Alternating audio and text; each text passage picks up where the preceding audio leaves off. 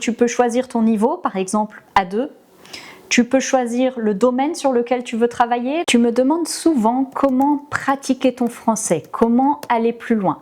Alors, j'ai déjà fait plusieurs vidéos, tu peux regarder, j'ai toute une série sur comment pratiquer ton français. Je te parle par exemple de l'utilisation d'outils d'intelligence artificielle qui te permettent d'avoir des conversations.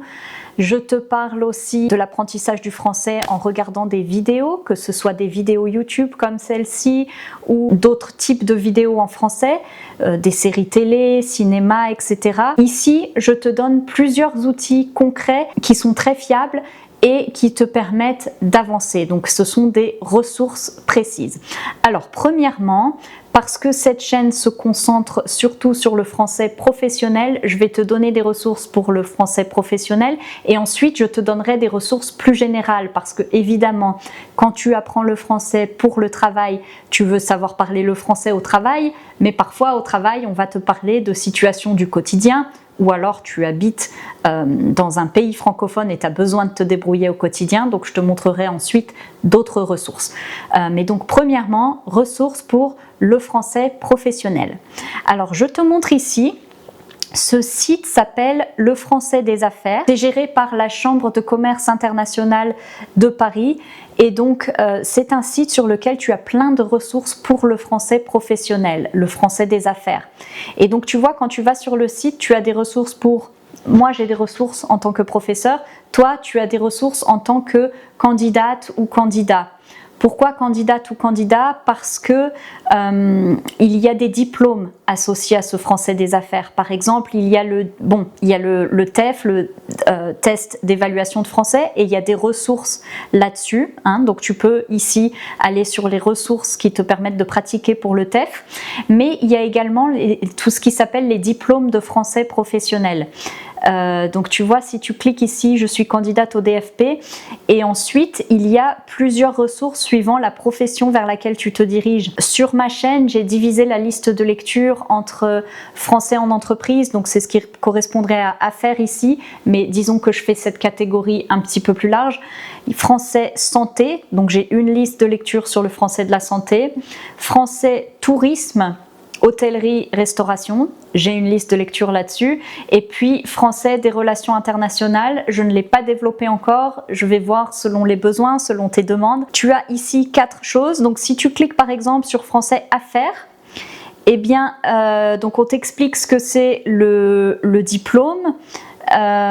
Et puis pour les ressources, alors attends, se préparer. Donc si tu vas sur se préparer, voilà. Donc tu as guide du candidat, puis tu as des tutoriels d'entraînement, tu vois. Donc tu peux t'entraîner et donc il y a des exemples d'épreuves. Mais alors ensuite c'est sûrement dans l'anglais, du coup je suis professeur, il y a aussi beaucoup de ressources ici. Donc quand tu vois accéder aux ressources, donc là il faut que tu ailles sur l'onglet professeur et tu vois il y a des fiches de travail. Et souvent je m'inspire de ces fiches pour les vidéos YouTube. Par exemple, j'ai fait une vidéo récemment sur la santé en contexte, dans lequel je parle des troubles du comportement alimentaire et je m'inspire un petit peu du type de vocabulaire, etc. qui est donné dans ces fiches. Mais donc en tant qu'apprenante ou apprenante, tu peux voir les fiches et puis tu peux mettre ici, donc tu peux choisir ton niveau, par exemple A2. Tu peux choisir le domaine sur lequel tu veux travailler. Donc tu vois là, il y en a même plus que ce que je te montrais au début. Par exemple la mode, ça peut être fun ça, mode. Et donc tu vois, bon là il n'y a que 2 fiches, je pense qu'ils sont en train de développer cette série.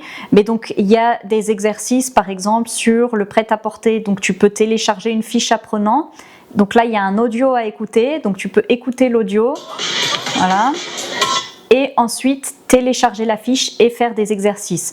Donc comme je disais, français de la mode c'est peut-être pas trop développé, mais il y a d'autres volets qui sont bien développés. Par exemple, si tu vas sur tourisme, hôtellerie, restauration, tu vois il y a beaucoup plus, bon là j'avais sélectionné niveau A2, mais si on veut pas trier et qu'on veut mettre toutes les fiches, tu vois il y en a énormément.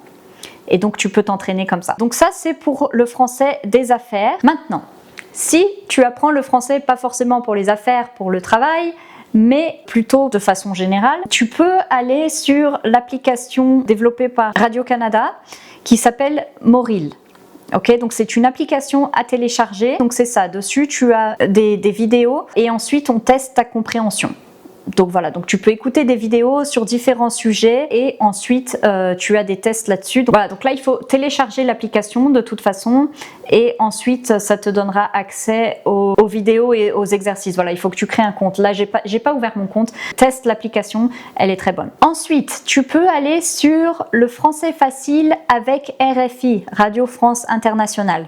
Et donc là, c'est apprendre le français à travers les informations, mais c'est souvent des sujets très intéressants, très larges et qui donc te permettent de pratiquer le français du quotidien. Parce que finalement, ce qui se retrouve dans les informations, c'est souvent des sujets auxquels on parle au quotidien. Okay. Donc là, pareil, tu vois, tu vas sur le site et puis tu peux choisir en fonction de A1, A2. Donc tu choisis ton niveau. Tu vois, si par exemple je mets un niveau très avancé ou un niveau très débutant, par exemple France, ouverture des magasins le 1er mai. Donc il y a une petite capsule à écouter. Ici, c'est que 16 secondes, sûrement parce que c'est un niveau très débutant, mais il y a d'autres capsules qui sont en général plus longues. Je vais voir, donc si j'essaye au niveau justement C1, C2, tu vois 3 minutes. Et ensuite, voilà, il y a des exercices, tu peux faire des exercices. Et on te met le lexique, donc un peu comme moi je fais dans ma description de vidéo, quand ce sont des vidéos dans lesquelles j'enseigne ou que je veux que tu apprennes du vocabulaire, je te mets toujours dans la description les mots-clés que j'ai utilisés. Donc pas pour cette vidéo-là, mais si tu regardes d'autres vidéos, tu verras les mots-clés que j'utilise quand ce sont des vidéos sur le vocabulaire ou les vidéos dans lesquelles je t'apprends des expressions. Donc voilà, donc pour en revenir à RFI, tu as une fiche apprenant, tu as un corrigé, tu as la transcription, c'est vraiment très bien fait. Avec RFI, tu as également le journal en français RFI, donc plutôt de style podcast. Tu peux écouter les informations chaque jour en français, mais dans un français facile, un français adapté à un niveau d'apprenant. Une autre ressource, c'est TV5 Monde. TV5 Monde Edu, donc la voici ici. Donc pareil, c'est un site d'actualité, d'information, mais donc il y a des vidéos et des exercices adaptés au niveau de chaque personne. Donc par exemple ici le niveau A2. Un dernier site que je voulais te montrer, c'est Un jour une actu, l'actualité à hauteur des enfants. Donc ce site c'est vraiment plus pour les enfants, mais quand tu es apprenante ou apprenant du français, eh bien parfois c'est bien d'aller regarder vers les ressources des enfants parce que c'est simplifié, le vocabulaire est simplifié, les thèmes sont simplifiés et donc à un niveau débutant, ça peut t'aider. Donc voilà, donc ici ça parle de l'actualité. Donc voilà pour les différentes ressources.